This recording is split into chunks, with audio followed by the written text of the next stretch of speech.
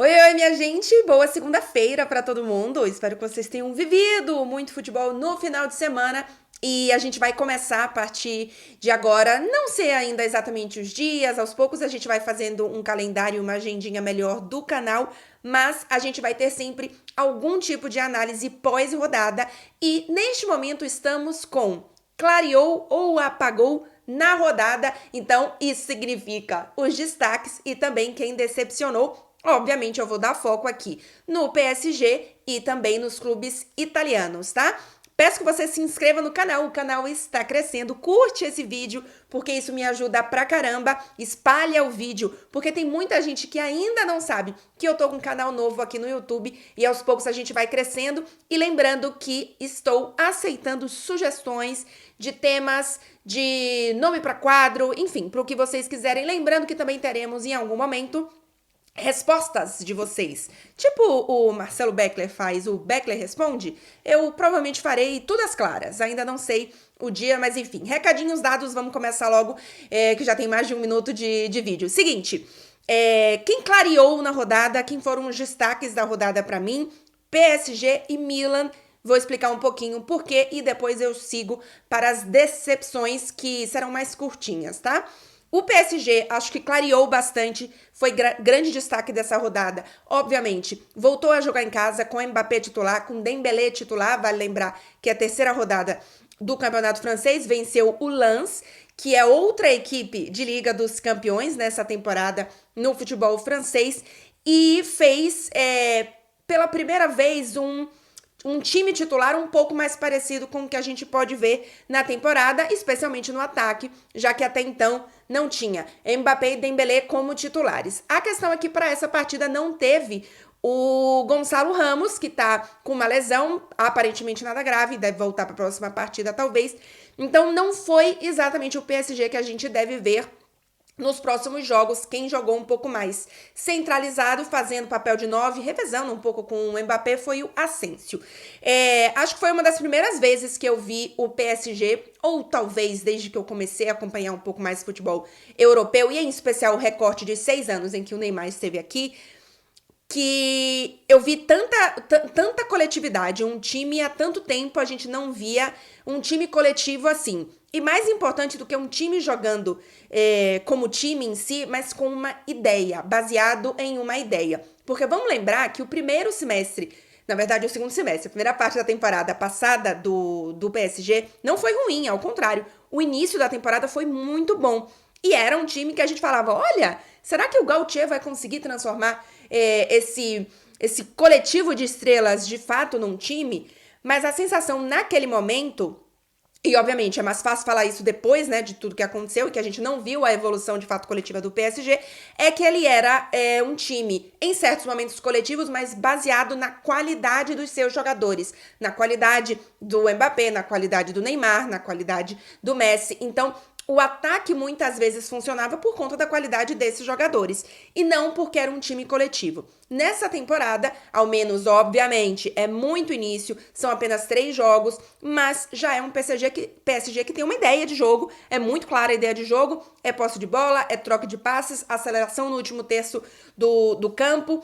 Acho que ainda vimos um pouco diferente, porque, repito, o PSG não jogou exatamente com o centroavante que deve jogar durante a temporada. O primeiro gol, inclusive, que foi do Asensio, foi um gol de contra-ataque. O PSG deu muito perigo em contra-ataque. Os outros 2 gols do Mbappé já são um pouco mais com toque de bola no meio e depois dessa aceleração forte. Mas eu acho que a gente pode ver um PSG que tenha mais posse de bola com mais criação. O problema pra gente ver isso é que eu ainda acho que falta um jogador mais criativo pro meio-campo. O Gart faz um belo início de temporada. O francês de 17 anos, que é da base, o Zaïre Emery, é muito bom. Eu acho que ele também vai brigar durante toda a temporada por titularidade, apesar de ser jovem, nesse PSG. Mas quem tá ao lado desses dois nesse momento, vai lembrar que o Verratti deve sair, é o Vitinha.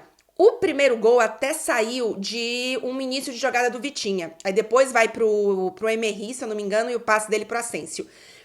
Mas eu não gosto tanto do Vitinha assim. Eu acho que ele não é Ele não é o jogador que mais rouba a bola, beleza? Não é tanto a ideia dele. Só que ele não é um jogador criativo e forte o suficiente pra ser o cara, forte de qualidade mesmo, o suficiente pra ser o cara de criação desse jogo, desse time. Então, em muitos momentos ele recebe a bola e ele claramente não sabe o que fazer. E aí ele gira pra cá, gira pra lá, olha pra trás, olha pro lado, olha pra trás, olha pro lado e dá a bola pro lado pra trás. Em alguns momentos ele faz jogadas mais criativas, mas para um time que quer brigar por Liga dos Campeões, é muito pouco que esse jogador criativo faça isso uma ou duas vezes por jogo. Precisa fazer isso várias vezes, precisa criar várias vezes, até porque se é um time que tem posse de bola, não, por mais que, claro, vai ter que usar velocidade do Mbappé, um contra um do Dembélé, precisa ter criação, porque senão você vai ter muito tempo uma posse de bola estéril, que não cria nada, que não faz nada. Então eu acho que, enfim, é algo para se evoluir, mas eu acho que é um destaque importante pra gente falar desse PSG. Eu fiz uma listinha aqui bonitinha, que é pra não ir perdendo nada que eu queria falar com vocês. Já se inscreveu no canal? Se não se inscreveu no canal, se inscreva. E curte o vídeo, se você tá... Aliás, se você não está curtindo também, você curte só pra ajudar. Porque se você tá aqui com 6 minutos de vídeo, é porque dá aquela moralzinha. A decepção, e aí depois eu já falo do Milan, porque a decepção tá ligada ao PSG, é o Lens. O Lens é o outro time francês que tá na Champions essa temporada. Perdeu, foi o vice-campeão na temporada passada, tá com um ponto a menos que o PSG. Perdeu seus 2 principais jogadores da temporada passada, os seus 2 maiores goleadores na temporada, né? O Openda, que saiu para o Leipzig, que fez 21 gols na temporada passada, e também o Fofana, esse que foi para a Arábia Saudita, que fez 9 gols na temporada passada. Então, o time perdeu 30 gols na temporada. E não trouxe jogadores à altura. Então, esse lance, pra mim, vai sofrer na Liga dos Campeões. Vai sofrer.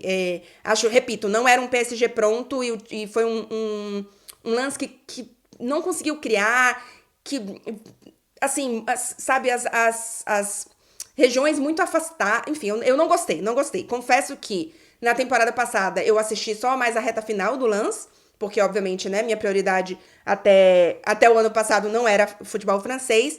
Nessa temporada, eu não tinha conseguido ainda assistir os outros jogos. Nesse jogo, eu estava esperando um desafio maior para o PSG. E acho que era um jogo interessante porque já era o terceiro da rodada. Querendo ou não, você já tinha os seus jogadores, a maioria, os titulares que vão jogar. Então, eu achava que ia ser um desafio melhor para o PSG. Talvez a evolução do PSG também tenha a ver com a não evolução ou a piora do lance. Mas, enfim, não gostei do lance. Para mim, apagou nessa rodada. O outro destaque da rodada é o Milan, que venceu o Torino por 4-1, já são duas vitórias na temporada, né? O campeonato italiano tá com 2 rodadas só. Eu até esperei pra fazer esse vídeo, porque o jogo da Inter acabou. Eu tô gravando, tava no finalzinho, tava 2-0, enfim, se não saiu o gol nos últimos minutos. Eu tava esperando isso pra ver se não ia acontecer nada demais, pra trazer ou não a Inter aqui também pra esse vídeo. O Milan, pra mim, foi destaque. Não só porque venceu os 2 jogos, mas porque com o mercado que trouxe, já tem resultados. E por que é importante isso? Ah, Clara, mas o Napoli também venceu os 2 jogos. Mas o Napoli venceu os 2 jogos fazendo exatamente o que fazia na temporada passada, com algumas mudanças, porque, por exemplo, o Kvaratskhelia só entrou agora no segundo jogo, porque tava com uma lesão, enfim. Mas é o Napoli que a gente já viu na temporada. A gente já sabe do que esse Napoli é capaz. Se ele mantiver as mesmas atuações da temporada passada, ele vai brigar por título, nenhuma dúvida disso. Eu tenho alguma dúvida de que ele continue fazendo isso, porque ele precisa de um alto nível absurdo dos seus jogadores e de um técnico que mantenha isso. E pra mim o Rudi Garcia precisa provar ainda que pode fazer isso. Mas o Milan faltava alternativas na temporada passada, porque tinha o Rafael Leão e o Giroud lá na frente, o Theo Hernandes criando, e muitas vezes faltava outras opções de ataque. Se o Rafael Leão não estava num grande dia, o Milan às vezes não conseguia vencer. Se o Giroud não estava disponível, o Milan não tinha outra opção. Se o Theo Hernandes lesionou... Então, era um Milan com poucas opções de variação de jogo e de criação de jogadas. E o mercado do Milan foi muito bom e já tá dando resultado. Então, por exemplo, o Pulisic, que faz um início de temporada absurdo com o Milan, já fez 2 gols. O Loftus-Cheek, que também é de mercado, já tem 1 assistência na temporada, até anotei aqui bonitinho. E o Reinders, que também chegou e que chegou com super hype, também faz muito bom início de temporada. É até um pouco do que eu esperava do Decatelari na temporada passada, né? Um jogador que estava numa liga menos importante e que não se adaptou. E o Reinders está mostrando que tem futebol para ser titular desse Milan. Já tem assistência, assim como o Loftus-Cheek. O Pulisic já tem 2 gols. O Giroud também. O Giroud já tem 3 gols. Acho que é isso. Mas, por exemplo, o Rafael Leão tem uma assistência na temporada. O Rafael Leão não marcou ainda. E o Milan venceu já 2 jogos, um deles, inclusive, 4-1, que foi o desse final de semana, dessa rodada, contra o Torino, sem gol do Rafael Leão. Então mostra que é um Milan que realmente tá tendo mais variedade e acho que isso pode ser bem importante. E por fim, apagou a Lazio. Eu não esperava grandes coisas da Lazio nessa temporada. Vale lembrar, inclusive, para quem tá aqui nesse vídeo pela primeira vez, num vídeo do canal, tem prévia expectativas dos principais clubes italianos na temporada e também do PSG. Vou deixar o linkzinho aqui. Eu não espero grandes coisas dessa Lazio, mas, obviamente, que é um time que na temporada passada ficou na vice-colocação do italiano. Então, é um time que a gente espera. Eu não espero que brigue por título, mas que brigue por uma vaga na Liga dos Campeões. E começou assim. Não tá faltando jogador no sentido de que na temporada passada, de ter jogador, por exemplo, lesionado, não disponível. Perdeu o Milinkovic-Savic, né, que era o grande nome desse time no meio-campo, mas o Immobile estava em campo nesses 2 jogos. Enfim, não eram jogos complicados na teoria, então para mim a Lazio decepcionou. E enfim, vamos ver se vai evoluir ou não na temporada. Seguinte, agendinha rápida. Essa semana a gente tem sorteio da fase de grupos de Liga dos Campeões. Vou fazer vídeo aqui analisando o grupo em que o PSG cair e o grupo em que os principais italianos, a depender, pode ser que caia algum italiano com o PSG. Vou fazer análise disso aqui.